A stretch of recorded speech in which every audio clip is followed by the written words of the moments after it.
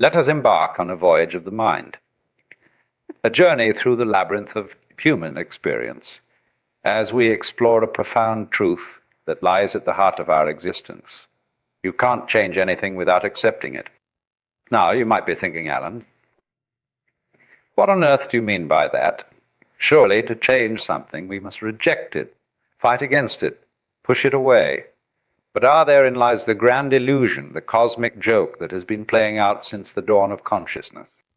You see, we humans have a peculiar habit of dividing the world into good and bad, right and wrong, acceptance and rejection.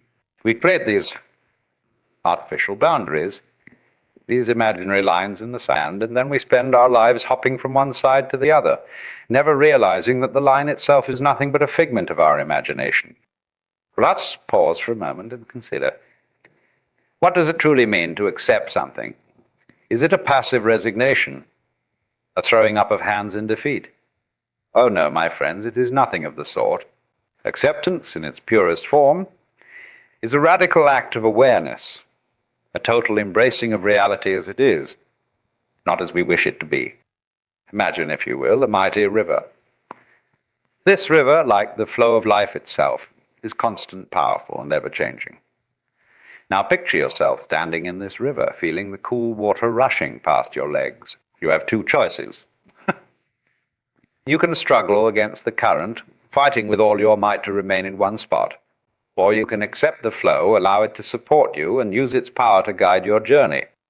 This, my friends, is the essence of acceptance. It is not about giving up or giving in. It is about aligning yourself with the fundamental nature of reality.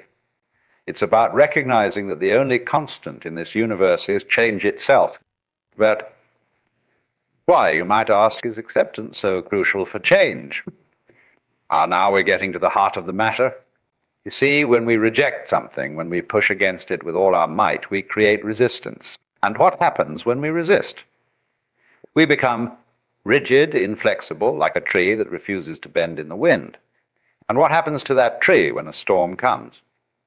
It breaks, it shatters, it falls. Acceptance, on the other hand, is like water.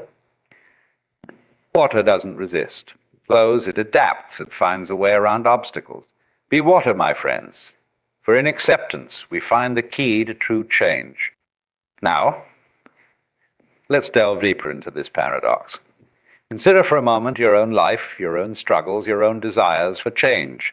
Perhaps you wish to break a bad habit, to improve a relationship, to find greater purpose and meaning, whatever it may be. I want you to accept the current reality of your situation.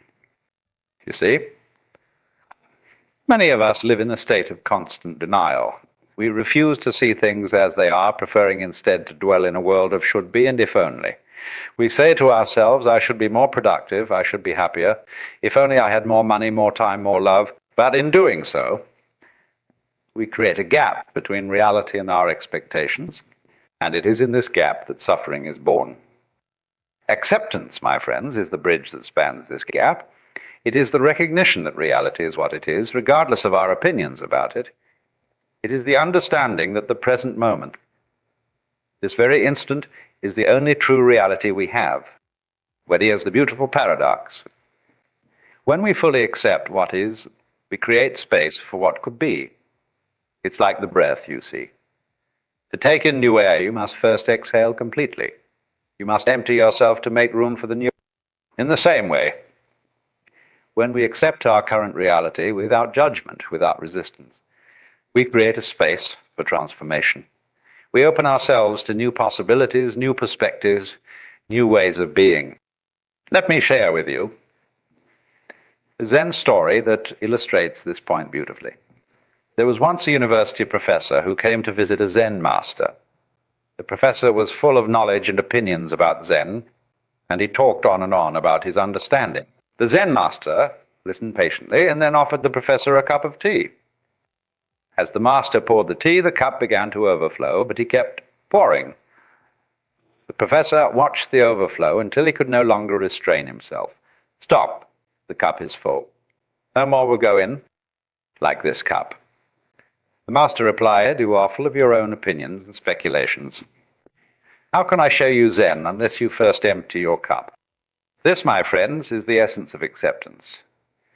It is the emptying of our cup, the letting go of our preconceptions, our judgments, our resistance to what is.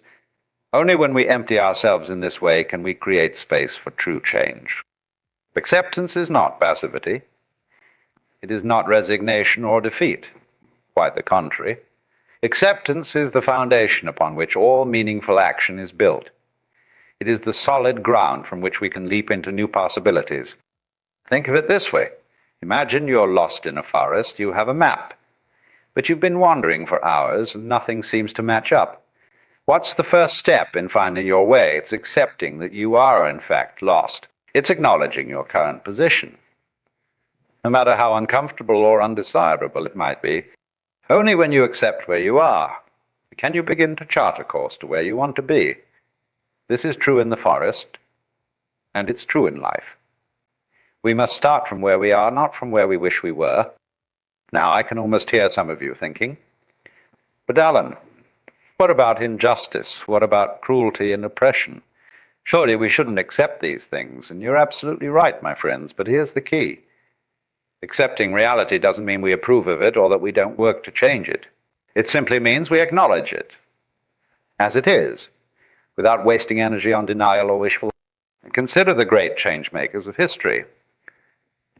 Gandhi, Martin Luther King Jr., Nelson Mandela. These individuals didn't deny the reality of oppression and injustice. They didn't pretend it didn't exist. No. They looked it square in the face. They accepted it as the current reality. And from that place of clear-eyed acceptance, they were able to envision and work towards a different future.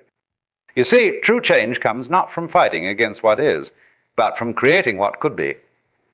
It comes from channeling our energy not into resistance, but into creation. And this creation, this bringing forth of new realities, can only come from a place of deep acceptance of what is. Let's explore this idea further through the lens of personal transformation. Many of us carry within us aspects of ourselves that we don't like, parts of our personality or behavior that we wish were different. Perhaps it's a quick temper, or a tendency towards laziness, or a habit of procrastination.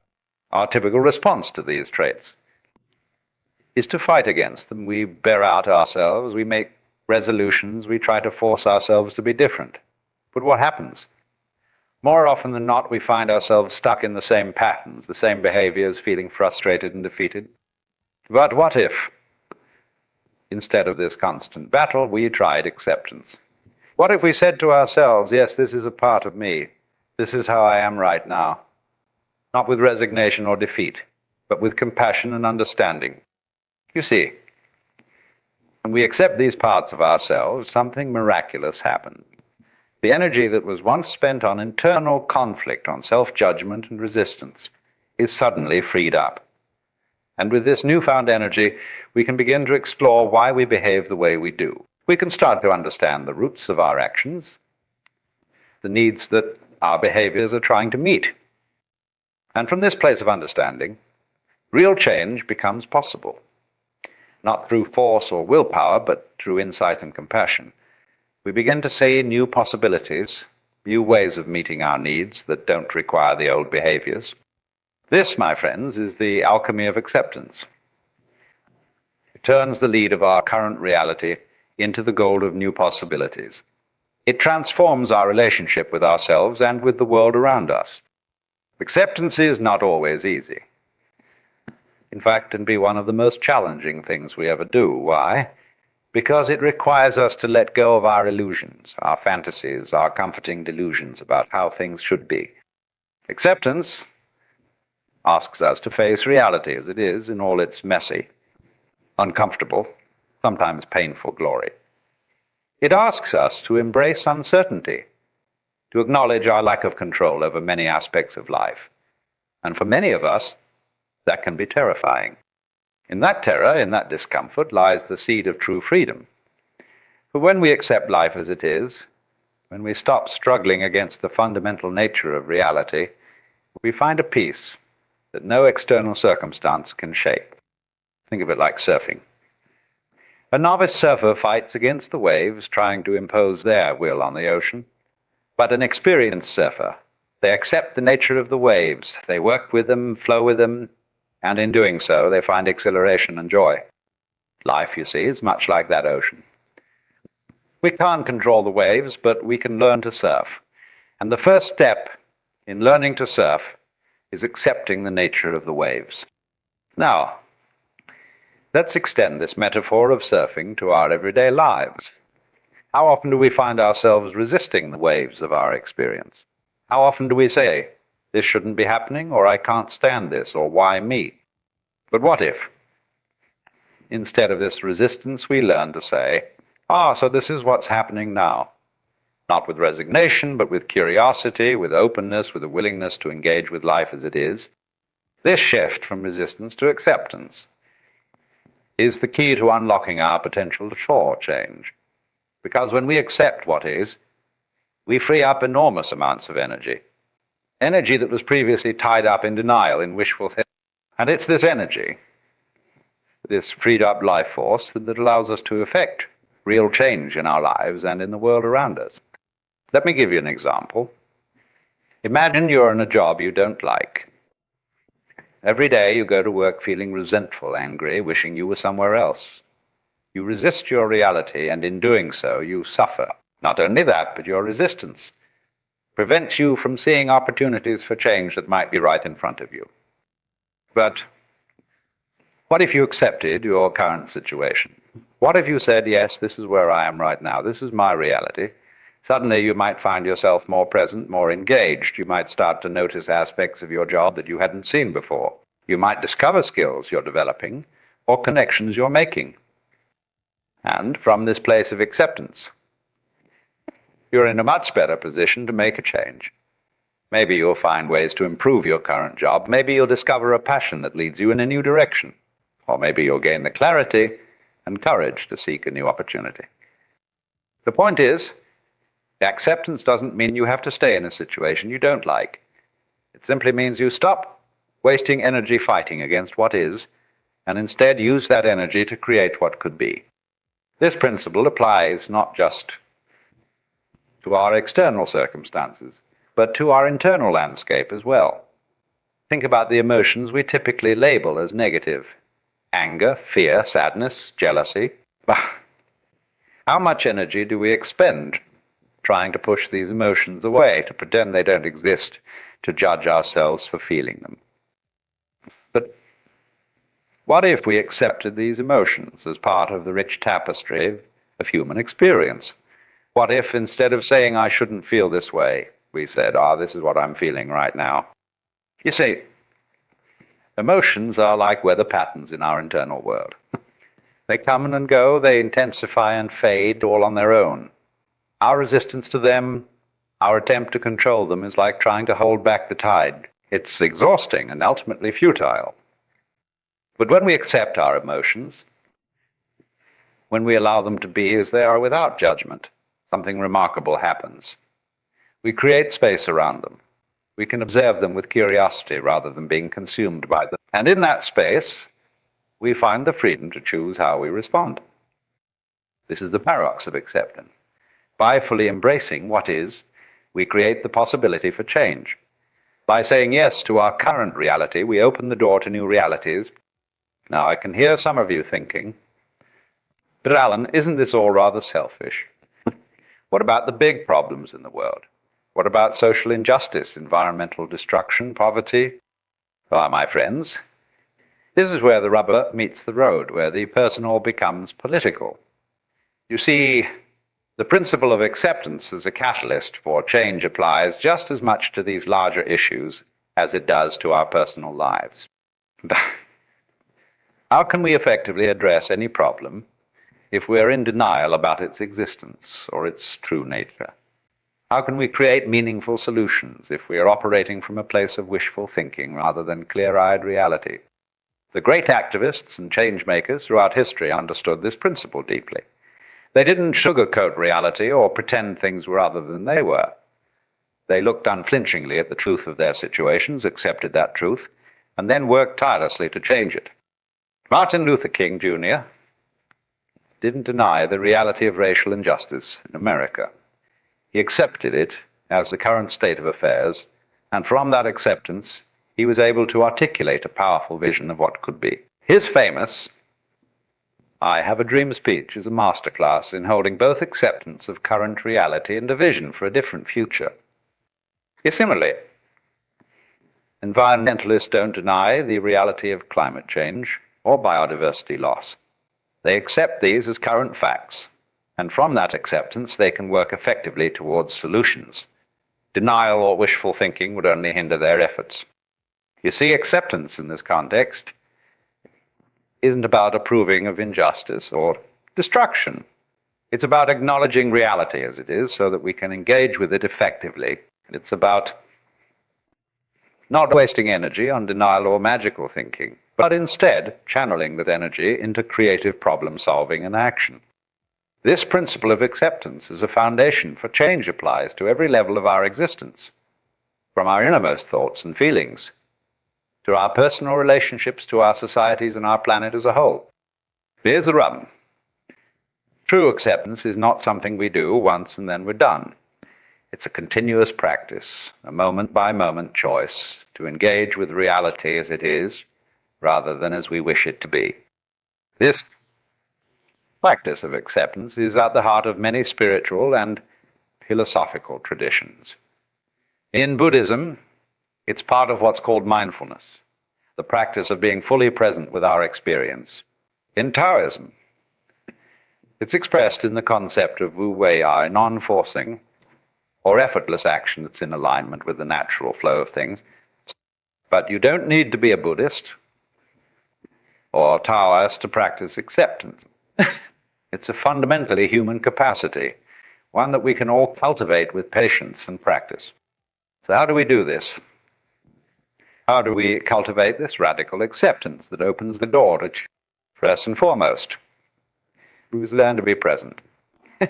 So much of our resistance to what comes from our tendency to dwell in the past or project into the future. We compare our current reality to how things used to be or how we think they should be, and in doing so, we create suffering for ourselves. But the present moment, this very instant, is the only place where life is actually happening. It's the only place where we can perceive clearly, where we can act effectively. So we must learn to bring our attention again and again to the here and now. This doesn't mean we never plan for the future or learn from the past, but it does mean that we ground ourselves in the reality of the present moment, rather than getting lost in regrets about the past or anxieties about the future. Secondly, we must cultivate curiosity. When we encounter something we don't like, our habitual response is often aversion. We want to push it away, to reject it. But what if instead we got curious about it? What if we asked, what's really going on here? What can I learn from this? This attitude of curiosity allows us to engage with our experience in a new way. Instead of immediately judging something as good or bad, we can explore it with an open mind. And in that openness, we often discover new perspectives, new possibilities that we couldn't see before. Thirdly, we must practice self-compassion. So often our inability to accept things as they are stems from a harsh inner critic that's constantly telling us we're not good enough, that things should be different, that we've failed in some way.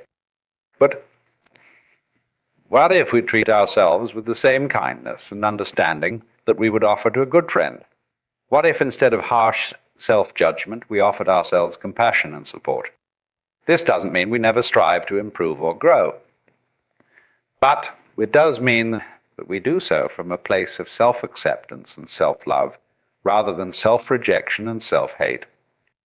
Fourthly, we must learn to embrace uncertainty. So much of our resistance to what comes from our desire for certainty, for control. We want to know what's going to happen. We want to be able to dictate the course of our lives and the world around. But the truth is, uncertainty is a fundamental aspect of existence. The future is always unknown, always unfolding in ways we can't fully predict or control. When we accept this uncertainty, when we embrace it as part of the adventure of life, we free ourselves from a huge amount of unnecessary suffering. This doesn't mean we become passive or fatalistic. We can still set intentions, make plans, work towards goals, but we do so with a light touch, with a willingness to adapt and flow with the changing circumstances of life. Fifthly, we must cultivate gratitude. When we're resisting our current reality, it's easy to focus on what's wrong, what's missing, what we wish was different. But there's always something to be grateful for, always some aspect of our experience that we can appreciate. By cultivating gratitude, we shift our attention from what we lack to what we have. And in doing so, we often discover that our lives are richer, more abundant, more filled with possibility than we had realized. This gratitude isn't about denying difficulties or pretending everything is perfect. It's about acknowledging the fullness of our experience, the challenges and the gifts, the sorrows and the joys. Now, my friends, I want to address a common misconception about acceptance. Some people fear that if they accept things as they are, they'll lose their motivation to change or improve. They worry that acceptance means complacency or resignation. But nothing could be further from the truth. Acceptance, properly understood, is not the enemy of change. It's the foundation of it. It's not about giving up or giving in. It's about seeing clearly, about engaging fully with reality as it is. If you want to lift a heavy object, you first need to accept its weight. If you deny how heavy it is, if you pretend it's lighter than it actually is, you're likely to injure yourself or fail in your attempt to lift it. But when you accept its true weight, you can prepare properly, gather the necessary resources, and lift it effectively. The same principle applies to any change we want to make in our lives or in the world. When we accept things as they are, we're not saying they can't or shouldn't change. We're simply acknowledging the starting point from which change can occur. This acceptance gives us a solid foundation to stand on, a clear perspective from which to envision and work towards something different. It allows us to engage with reality on its own terms rather than wasting energy fighting against it or wishing it were different. Moreover, acceptance frees up enormous amounts of energy. Think about how much mental and emotional energy we expend resisting what is, denying reality, wishing things were different. When we accept what is, all of that energy becomes available for creative problem solving, for taking effective action, for bringing about the changes we desire. But here's the real magic of acceptance. It changes us. When we practice acceptance, we become more flexible, more resilient, more able to flow with the ever-changing nature of life. We develop a kind of inner strength that's not based on controlling our environment, but on being able to adapt to whatever comes our way. This doesn't mean we become passive or indifferent. On the contrary, we become more effective agents of change because we're operating from a place of clarity and alignment with reality rather than from a place of denial or wishful thinking. Practicing acceptance doesn't mean we'll never feel frustrated, angry, or sad about things we'd like to be different. These emotions are part of the human experience, and accepting reality includes accepting our emotional responses to it. The key is not to get stuck in these emotions, not to let them drive us into a state of chronic resistance or denial. Instead, we can acknowledge these feelings, accept them as part of our current experience, and then ask ourselves, given that this is how things are right now, what's the most skillful way to respond? What's the most effective action I can take? This brings us to another crucial point. Acceptance is not just a state of mind, it's a gateway to action. When we truly accept what is, we're in a much better position to respond effectively to it. Think about times in your life when you've been in denial about something, maybe a health issue or a problem in a relationship or a difficulty at work. How effective were you at dealing with the situation while you were in denial? Probably not very. It's only when we accept the reality of a situation that we can begin to address it effectively. This is true on a personal level, and it's equally true on a societal level. Think about any major social change throughout history. It always began with an acknowledgement, an acceptance of the current reality, no matter how unpleasant or unjust that reality might be. The abolition of slavery, women's suffrage, Civil rights and all of these movements started with people accepting the reality of oppression and injustice, not in the sense of approving it, but in the sense of acknowledging its existence and the need to change it. So you see, my friends, acceptance is not about resignation or passivity. It's about engaging fully with life as it is, and from that engagement, creating the possibility for change. Now, I want to address another aspect of acceptance that's often overlooked, the acceptance of our own power and potential. You see, many of us have a habit of denying not just the difficult aspects of our reality, but also our own capabilities, our own strength, our own capacity for growth and change. We say things like, I could never do that, or that's just not who I am, or I'm not talented, smart, brave enough. But these statements are just as much a denial of reality as pretending a problem doesn't exist. The truth is, you are far more capable, far more resilient, far more creative than you might believe. Accepting this truth about yourself, really embracing it, can be just as transformative as accepting any external reality. When you accept your own power, your own potential, you open up new possibilities for your life. You start to see opportunities where before you saw only obstacles. You begin to take actions that you might have previously thought were beyond you. This self-acceptance, this embracing of your own capabilities, is not egotism or arrogance. It's simply an acknowledgement of the truth of who you are and what you're capable of. And from this place of self-acceptance, real growth and change can occur. So, my friends, as we near the end of our exploration, I want to leave you with a challenge. For the next week, I invite you to practice radical acceptance, whatever arises in your experience. Be it an emotion, a thought, a circumstance in your life, see if you can accept it fully, without resistance, without judgment. This doesn't mean you have to like everything that happens. It doesn't mean you can't work to change things you don't like. It simply means that you acknowledge reality as it is, without wasting energy fighting against it or wishing it were different. See what happens when you do this. Notice how it affects your stress levels, your relationships, your ability to respond effectively to challenges. Pay attention to how it influences your capacity for change and growth. Remember, acceptance is not a one-time event, but a continuous practice. It's something we do again and again, moment by moment. And like any practice, it gets easier and more natural the more we do it. As you engage in this practice, you may find that your relationship with life itself begins to shift. Instead of seeing life as a series of problems to be solved or obstacles to be overcome, you might start to experience it as a grand adventure, a mysterious unfolding that you get to participate in and co-create. You may discover a new kind of freedom. Not the freedom to control everything in your life, but the freedom to engage fully with life as it is, to respond creatively to whatever arises, to dance with the ever-changing flow of existence. And in this dance, in this full engagement with life, you may find that change, real, meaningful, transformative change, begins to occur naturally, effortlessly, as a result of your acceptance rather than your resistance.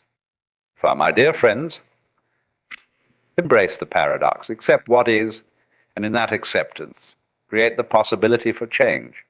Be like water, you fluid, adaptable, powerful in its very yielding. Accept the waves of life and learn to surf them with grace and skill. Remember, you can't change anything without accepting it. But when you do accept it, fully, wholeheartedly, without reservation, you open the door to change that is profound, authentic, and lasting. Thank you for joining me on this exploration. May you find the courage to accept what is, the wisdom to know what can be changed, and the serenity to embrace the grand, mysterious adventure of life itself.